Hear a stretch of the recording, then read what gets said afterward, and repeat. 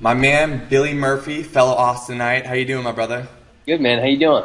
I'm doing very well and super appreciative for you coming on the show today. I got a lot of stuff I want to talk to you about. And before I get rolling, is there anything you want to say to my audience, introducing yourself, maybe sharing something about yourself that they may want to know? Yeah, I guess super brief background would be I run Forever Jobless, entrepreneurial blog and podcast. Gotten pretty serious about fitness in the last year or two, and yeah, for the most part, just focusing on Forever Jobless and the fitness stuff right now. Yeah. So I wanted to have Billy on the show because not only is he a good friend of mine and I love talking to him, but I think this would be super high value for everyone listening today because Billy is an entrepreneur who's had a ton of success in business and has now gone and translated this over into the fitness world as well. And like we don't see this that often, but when people do it, it's super cool because a lot of times I've noticed that a lot of people have mastery maybe in business or in money or maybe just in relationships. And then you see there's an aspect of their life that a lot of times is like physical health that suffers or emotional or mental health. And you've been able to gain mastery over like the business aspect as well as the fitness. And so I want to talk to you today about this and kind of share some of the things that have allowed you to have this kind of success and what kind of habits you maybe implement in your life to allow yourself to achieve success over different fields. And yeah, man, I just want to get into the nitty gritty of talking about all this stuff. You up for that? Yeah, for sure. All right, man. Well, tell us about you. Recently competed in a bodybuilding show. You competed as a physique competitor. Am I right? Yep. Yeah. All right. So, what got you interested in doing that in the first place? So I never intentionally wanted to do a bodybuilding show. I rarely knew that was even a sport. I think once I started getting into fitness, and back, I think it was probably 2.5 years ago.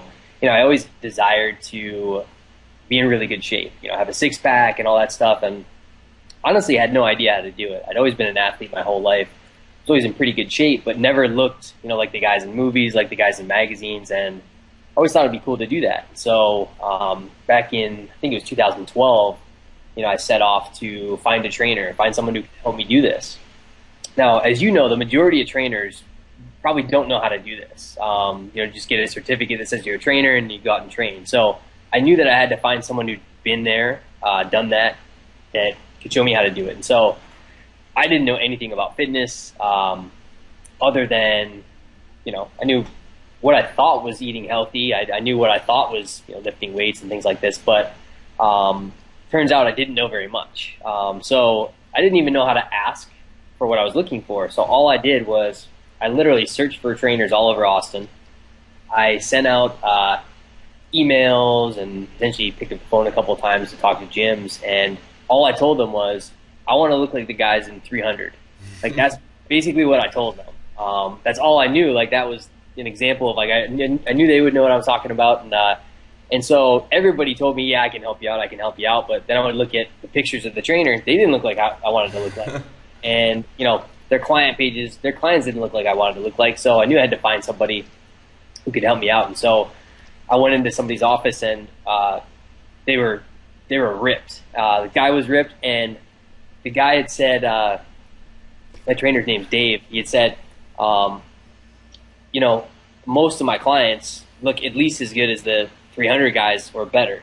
And, somebody says that, you don't believe it at first. And then when I get to the guy's office, he's got pictures all around his office, and literally everybody is just ripped. And those are all his clients thanking him, models, athletes, all this stuff. I'm like, okay, I'm probably with the right guy. And so started training with him, and I'm very analytical. So when I look at things from a business standpoint, or in this case, fitness, I said, here's what I want to do. So what would I have to do to get here? So we broke it down to, what does it take on tell me, the body fat percentage that I have to be at, tell me the muscle I have to be at. And so then we reverse engineered, like what's the diet, what's the workouts and the rough time frame. And so, the first goal, or the first year we set a goal, can't remember if it was 5% or 6%, whatever it was, and then just work towards that goal. And I find that in I do this a lot with business. I basically figure out the end result I want, just reverse engineer what it will take to get there, and then just do that on a daily basis. And so the fitness stuff, I still don't know, half of what like a fitness expert would know. However, I can get the result, a lot of people in fitness cannot get, only because I went to somebody who knew exactly what they were talking about, reverse engineered it with them, and then figured out the daily steps of what I would have to do. And so everything from eating specific meals to just honestly just showing up in the gym every day, it's essentially a guarantee that I'll hit the goals. And so this year, I set a goal. I hit 5% body fat last year, and I said, you know what? I want to push it to the next level. I want to see, what I could look like. And so I set a goal initially at like 4 or 4.5% this year. And when I hit it, I said, you know what? I'm already here.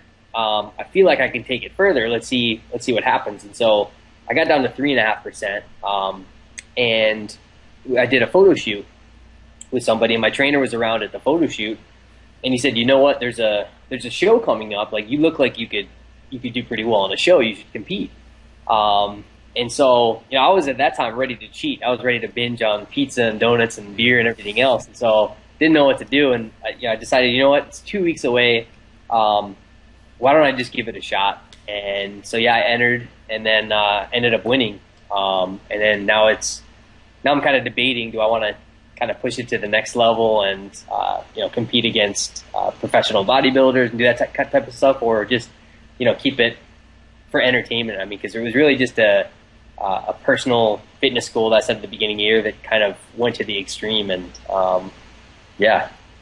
That's awesome, man. Yeah, and I don't think a lot of my listeners know this, but I've done a bodybuilding show in the past as well, and I definitely did not get to 3.5% body fat, which is like really incredible. Like, people don't know about like fitness training and things like that. Like, getting that lean and maintaining like a good amount of muscle mass is like incredibly hard to do, and it not only takes like the right like strategies you have to implement, but like psychologically, like it's it's very draining. It's a hard thing to do, and it's impressive, man, especially like trying to run a business, because a lot of people who do this, like, this is their life. This is this is all they do. Right. Yeah, I think a part of that to help me was because it's easy to get distracted. I'm the worst case of someone who just focuses on all these things at once. And so if there's a specific thing I want to accomplish, I do it before I start the day. And so for fitness, until I got to that point, whenever I would wake up in the morning, that's what I would do before I did anything else. And so it's just too easy. I find that if I don't do a workout in the morning, it's easy to get to night, after running your business or doing whatever you're doing, and saying, you know what, I'm just really tired, and making any excuse possible to miss it. And so I knew if I wanted to hit a goal like that, I couldn't miss any days. And so I just did it first thing I woke up. Yeah. So what I heard you talk about earlier, Billy, was the importance of modeling to really make sure that you get where you're trying to go. And can you talk about like how you maybe use modeling not only in like fitness, but in your life in general, to kind of get you on that fast track to getting the results that you want? Yeah, in terms of finding someone who's been there. Yeah, exactly, man. And the importance of that, because I think a lot of people, they don't really, they'll go to someone who knows more than them, right? Mm-hmm. And sometimes you'll get decent results, but if you want incredible results, like, I'd love you to talk about the importance of finding someone who's really prolific to model.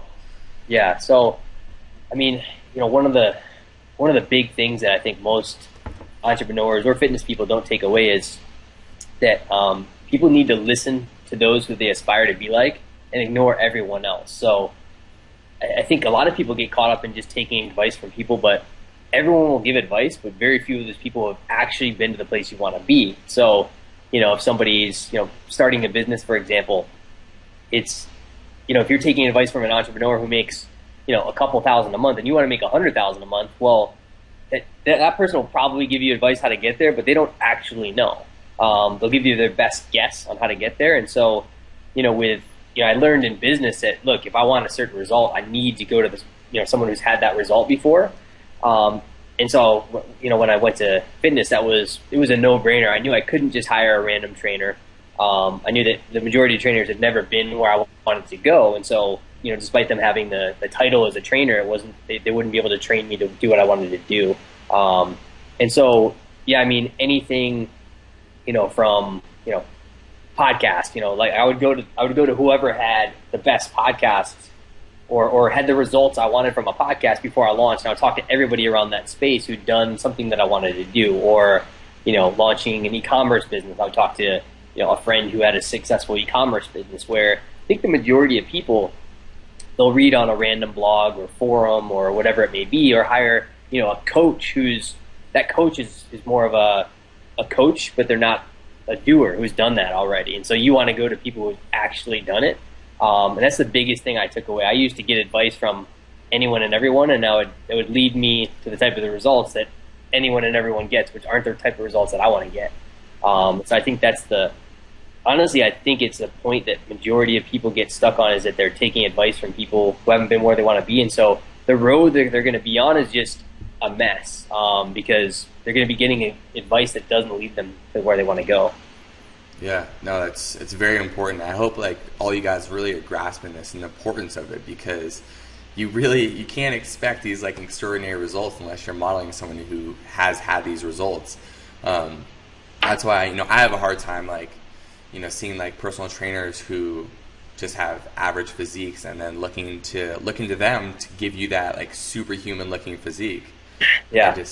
I can't do it, and I think everyone should really look. If you want mastery, you have to follow the path of someone who's had mastery, and it's really important.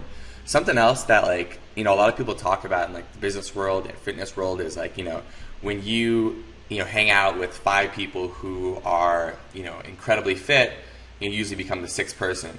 I want to know, like, I actually don't know, like, everyone who you're hanging out with these days, Billy. So, like, did you try to create a circle of influence that was more fitness related during this journey? Not really. Honestly, for the most part, the only person I got the advice from was, like, I had a trainer who I'd go to once a week just to check in, make sure I was progressing and all that. And then, I had somebody make my meals for me. So other than that, it wasn't like I wasn't, I did one thing. I had a group that I called it Get Ripped or Get Embarrassed. This is one thing I did, just like an accountability group. And it was just a bunch of people with totally different fitness goals. Some people were just starting out. Some people were, bodybuilders or power lifters. Some people were just, hey, I want to lose 20 pounds, whatever it was. And we just, posted weekly pictures and updates and stuff like that. But in terms of like, it wasn't like I surrounded myself with a bunch of like bodybuilders or anything like that. It was just kind of, again, I just wanted to follow whatever my trainer said. Like, I had a lot of people say, I had other trainers ask like, hey, if you want to, train with me or get a lesson from me. But it was like, well, if you already have a path to follow, for the most part, you don't need other alternative paths, because they'll just distract you from what you're doing. Yeah. So a couple of things. I think, and being in that community, it was always good to see that, like, there's other people on that personal journey. Like, I have the Entrepreneur Fitness Crew Facebook group where, people can come and just, like, set their intentions. And I think it's good for people to be like, oh, yeah, okay, so I'm not the only one doing this. That's always very important. But what you said is very important as well, as far as, like, not fragmenting yourself with information that isn't right in alignment with what you're doing, the path you're on, because people do this in fitness all the time. Like, I have people, coaching clients who come in and they're like, well, I don't understand why I haven't had results. Like, I tried like being vegan for a little bit, and then I tried like the paleo, and like you hear they fragment themselves. They're always trying these little things all the time. And like, these things, this one path might work if you take that path and you take it to the promised land. But if you're fragmenting yourself and you're doing it for a little bit and you're trying something else, like, your body is always looking to get more or less in this homeostatic rhythm. And if you're always just, throwing different shit at it, it's going to be really hard for it to do that and for you to actually see results. Yeah, no, I think that's super important. Like, there's plenty of people that, I've talked to who are big CrossFit people, and maybe I could have gotten ripped off CrossFit, but if I was they said, hey, I get this benefit from CrossFit, you should try it. And it's just going to, like, I could do, there's 50 different types of workouts I'm sure I could do to get those type of results. But the problem is, if I was trying all 50 of them, you won't get any results, because it'll just distract you, confuse you from exactly where you're going. Like, I knew at a really specific path that was, other than injury, would have guaranteed me that I get there. And yeah, so if I just, I mean, same thing with business. If it's, most of the times I've failed, I notice like I'm trying to do lots of things at once or trying to do one thing, but in a lot of different ways that might be good advice. However, they're all distracting from, a sure way to get there. Yeah, it's tough, man, and I deal with it, especially like for me, like my mastery is over like health and performance in that aspect, and so for very I have like a path that I go down consistently, and like anything that comes in and is being thrown at me, I'm like, yeah, okay, yeah, well, I got my path, and like it works, like I can like maintain my standard that I want, but I do the same thing in business where like I'm not quite as sure exactly what I'm doing because I don't have mastery over like the business aspect. And so I'll Yeah. be, I'll have like a path, our mutual friend Jamie, will kind of tell me what I should be doing. And then someone will be like, oh, no, but well, you should really do this though. You should add this in as well. And then I'm like, well, that sounds great. And I don't know better. So maybe I should. And I've learned time and time again that it's just as much as maybe that does work, you need to stay on your path and you need to find someone to model who has had a lot of success and Yeah. just stay in there, stay locked in. Yeah. And that's another reason why it's important. Like if you find that person can get you there, it helps block out everyone else. Because if you find a number of different coaches who could potentially get you there, or just peers who could potentially help you, then it's easy for every new part of advice that you get to distract you because you're not sure if the first plan maybe didn't work as well as this one, and like you could also do this one. But if the first person has been there, it helps block out everything else. Yeah, so finding someone that you have complete certainty about as well, I think is important. Yeah. So those questions aren't coming up in your head, and you're not going, well, maybe I should try this out because I see Jimmy's like put on like 10 pounds of muscle mass these last few months, and he's doing something else. And those things will always come in as long as you're not satisfied with what you're seeing. But a big thing that people don't understand is that like when it comes to fitness, there is no like quick fix. As much as we see in like internet marketing, which is just drives me insane, that like 10 days to six pack abs. Like we see that all the time, and I try my best to like tell everyone it's not how it works. Like Yeah. literally, like you worked for how many months, how many years to get where you are and to gain that level of mastery? Yeah, just this year, and I was starting at a point where I was already in okay shape. It took about, I think it was 5 months or 5.5 to hit 3.5%. And so it was but that was like a daily, everyday eating clean. Like people don't understand. They're like, oh, so did you do like one cheat day a week or one cheat meal? I was like, no, it was no cheat meals for 5.5 months, and like pretty much every day in the gym. And so yeah, a lot of people get confused about like the dedication it would take. And yeah, there's no quick fix. And like you said, it's like the ability to start at the point I did, and I was still average or better than average shape at the beginning. So when I started, I already knew how to work out, like had a decent idea how to work out, had a decent idea, or decent cardio already. So I wasn't starting out only being able to jog for a minute or anything like that. So it was like, my starting point was, like you said, built up over years, and then being there allowed me to get there in 5.5 months of daily practice. Yeah. So what's always interesting to me is like people who have like a ton of success in business or like in finances, and the health thing is like something they just can't seem to hack. When the way I see it, I'm like, well, health is such a thing that you can just like you can take practical action every day.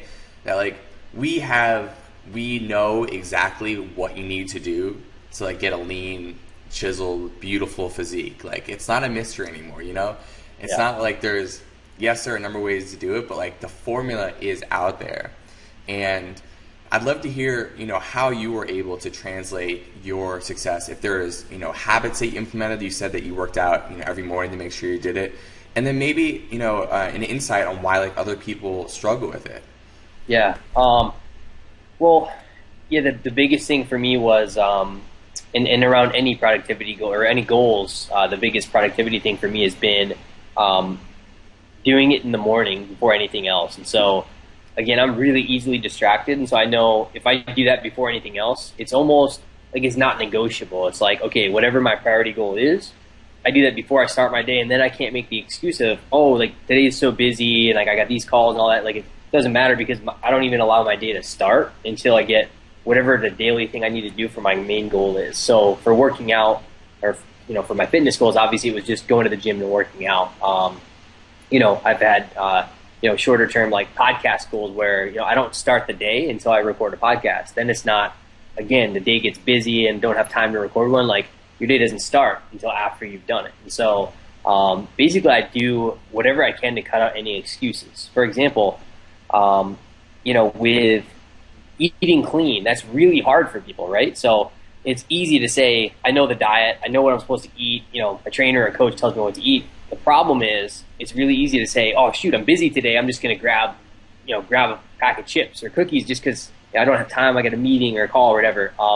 So what I did to cut out any potential excuses was I have someone deliver my meals. So it's not even a question of, I don't have like junk food laying around the house that I could potentially maybe have. All I have are my meals, and that's literally it. Like if you look in my fridge, it's like, it might be some beer that I haven't drank. I haven't had a beer in like 6 months, but other than that, and then it's just my meals. Like there's nothing else I could even eat. And so it would actually be harder for me to eat unhealthy because I'd have to like leave the house. Like I'd have to make a lot of decisions to break my my habit of eating healthy. I'd have to leave the house. I'd have to go to the store. I'd have to buy something unhealthy, and then I'd have to actually eat it. And so I made it difficult for myself to make an excuse in one of the hardest areas.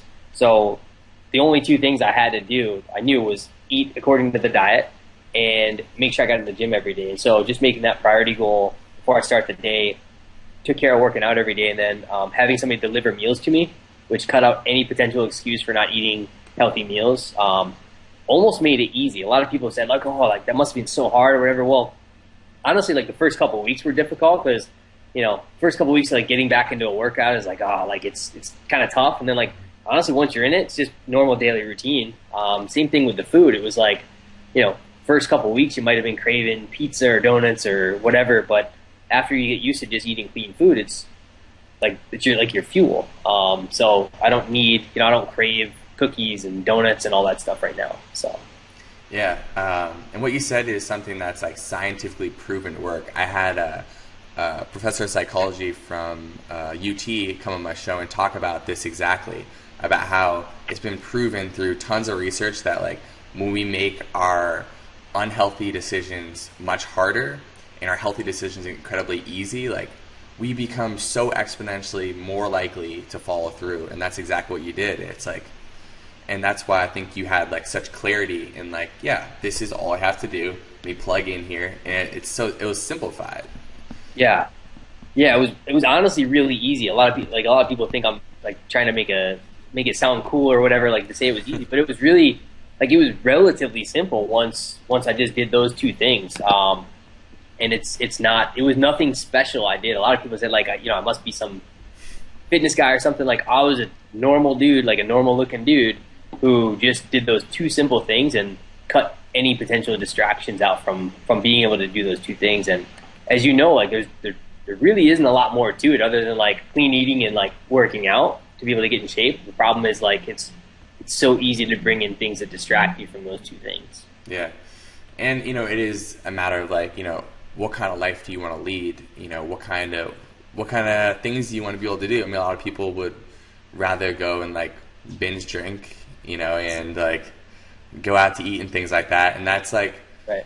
And I mean, it's a matter of perspective. It's like, are you giving up those things, or are you gaining like this dream physique that you have, and also like these like awesome mental and emotional states that you get to experience when you have this health and clarity, where you're energized every day, you feel good, you're so proud of yourself, you get to look in the mirror, you love your body, you love just like feeling great every day. Yeah, and it like you're right. It's almost like it's a different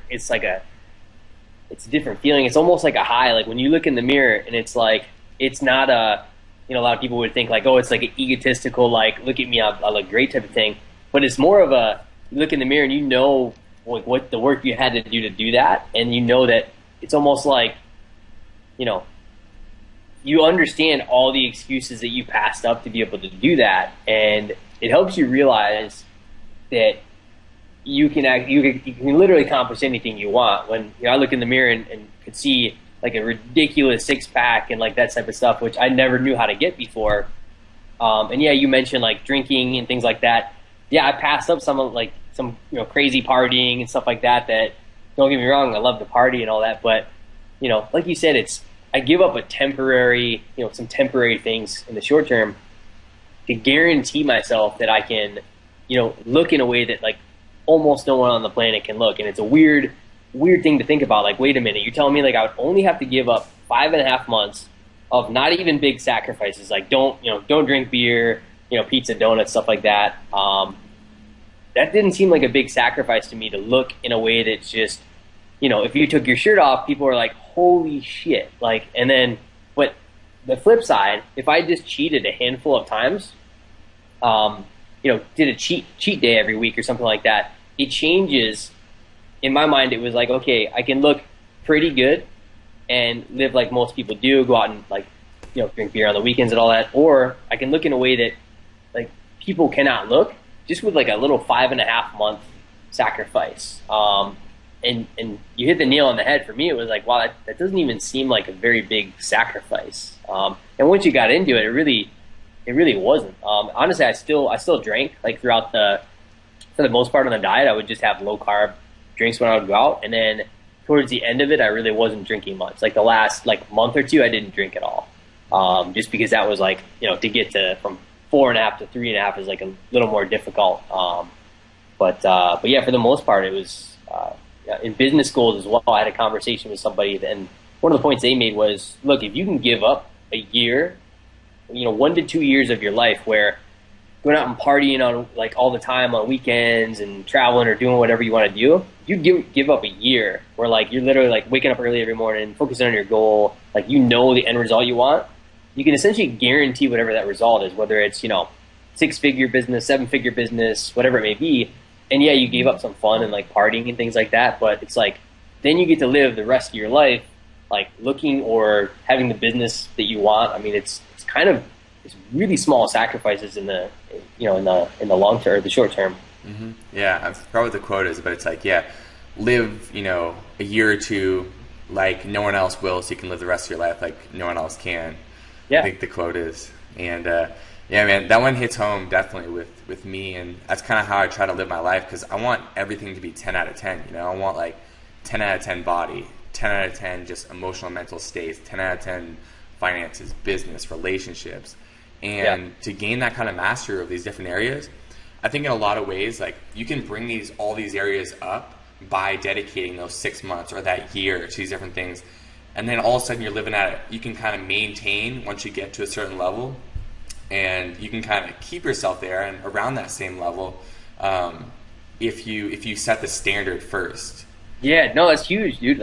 It's in business and fitness and everything else. It's once you get used to. I was actually thinking about this, talking about this with a buddy yesterday. Is that so? I'm like over a month past the show I did now, and I just got measured on Wednesday, and I'm still at 5%, and I'm not having to do anything that hard to maintain it, because now it's like a normal part of my life. Like eat relatively healthy, go to the gym and work out. Like those are habits now, and so it's almost like I can compound with new good habits on top without these really taking a lot of mental energy to maintain. So that, yeah, I mean, it's not like after being at 3.5%, I'm gonna go be like, you know what, I'm just gonna blow up and be like 300 pounds. Like it's not gonna happen. Same with business. If you get into certain habits that allow you to do certain things in business, then you're not just gonna not make any money and forget how to do all that stuff. It's like you get a certain habit, you get the result, and then yeah, I mean you can take it back a little bit, but for the most part you'll be the same. And at any point it's not going to take much to ramp it up to the level you were at.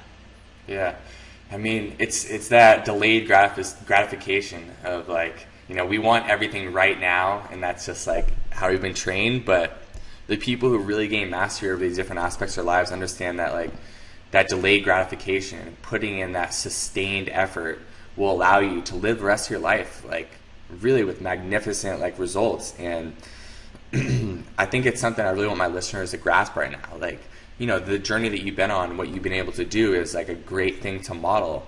and see, hey, here's a guy who like just decided one day, he was like, all right, well, I want to gain mastery over my body. And then you just went and did it because you followed the same formula that I'm assuming that's very much like what you did in business. You modeled something you saw was successful. You sought out one of the best people in the industry to do so. And then you just followed through with committed action and went through the delayed gratification so you could have those like magnificent results that people look at you and go, oh my God, like, wow, like I wish I could look like that person, Yeah. So it's powerful stuff, man. Well, Billy, I ask everyone who comes on my show the same question. All right, I want to hear stories of people in flow. And I'm not going to put you on the spot too much. So I'll kind of tell my audience a little bit more. I talk about this every time, but I'll dive into like what flow is. So flow is that state of mind that you get into where you're performing better than you ever have before. And sometimes we experience flow in conversation. Sometimes we experience it in sports. Sometimes we experience it while writing or playing an instrument. We can experience flow anytime we're really in a position where we need to perform more or less. So public speaking, anything like that. And so it's almost like, time just slows down and you're just so present and enjoying the moment that like 3 hours could go by and it feels like seconds. And, I've told people about my experiences of flow. I've definitely had some flow experiences. When I was on stage during my show and I was like doing my posing routine, I was in flow. I felt like I didn't know how long I was on stage for, but music ended. I was just like, it was like I was possessed or something, Yeah. I would love to hear one of your stories though, man. I guess, the couple that come to mind, working out being one of them if you're in a good workout, but a big one is like writing for me. A lot of times it was really hard for me to write, like when I started writing, like just blank page for like an hour. I worked for an hour, but it wasn't really work. There was nothing there. So it was like kind of mentally draining. And then getting in flow with writing or something like that, it's weird. It's I'd go through points where you had nothing on the page for an hour, and then recently it's gotten to a point where I can sit down sometimes for an hour or two and I have like 3,000 words on the page that are like, in my opinion, really good.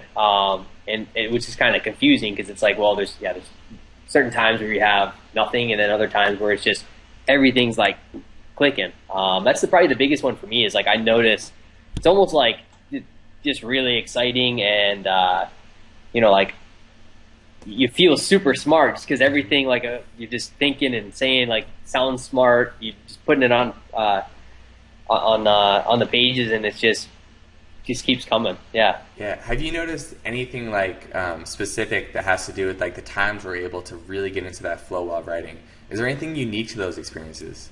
The big one for me is it's helped a little bit when I do it early in the morning. When I try to do it in the afternoon, it's a little tougher. It might be because of distractions, whatever it may be. Another one is the only other time that I can think of time-wise is, sometimes I'll wake up in the middle of the night with an idea, and then if I come out and start writing it, it's literally like all of a sudden it's just crazy, like the amount of stuff I can put down as if like I just wake up out of a dream with like all these ideas. Mm-hmm. Yeah, man, that's a lot of fun. I mean, I'm really into meditation and like playing around with putting our brains in different brain waves like alpha, theta, delta. And I've noticed like, so you probably have, when you're like laying in bed, you're probably fluttering in like an alpha state, which has been, correlated with like high levels of creativity. And so it's probably cool because like when you flutter into these states, which is why I like encourage people to meditate, is you are able to access like a part of your brain that gives you those aha moments and allows you to like get in that flow and be like, wow, like, yeah, I should run with that. And you also like have a lot of these like shields that are usually up, or I guess they're not even shields, they're more like sensors that you put in front of things, or buffers where you're like, well, that's probably not a good idea. But when you're in these like alpha states where you're really relaxed, your brain isn't going, that's dumb, Billy, that's dumb, no, don't. Your brain's just like, yeah, well, what would this be like? That'd be cool. Let's think about this for a second. And then all of a sudden it's like, wow, that's actually really smart. I should run with that, Yeah. And so it's cool to be able to access those kind of states. And I think, doing like exactly what you said, like when you're like about to go to sleep, that's when a lot of this, we get into these alpha states and we get those aha moments. So it's cool to capitalize on those things for sure. Yeah. So, all right, Billy, man. Well, thank you so much for coming to the show. I appreciate you, and I think we have a lot of cool, actionable things people can take away today when it comes to modeling behavior, reverse engineering, and just creating these habits. But if anyone wants to find out more about you, of course, you have the podcast Forever Jobless. You have foreverjobless.com. Is there anywhere else you want to send people? No, that's for the most part, yeah, where I am pretty much putting out daily podcasts, Forever Jobless, and then the occasional, super occasional blog post on foreverjobless.com. Here we go. And I've been listening to Billy's podcast for a while. Lots of great actionable things he says, business-wise and just life-wise as well, as far as like living a happy life, So I appreciate it, Billy. Yeah, thanks, man. Appreciate you having me on. All right, take care, my man.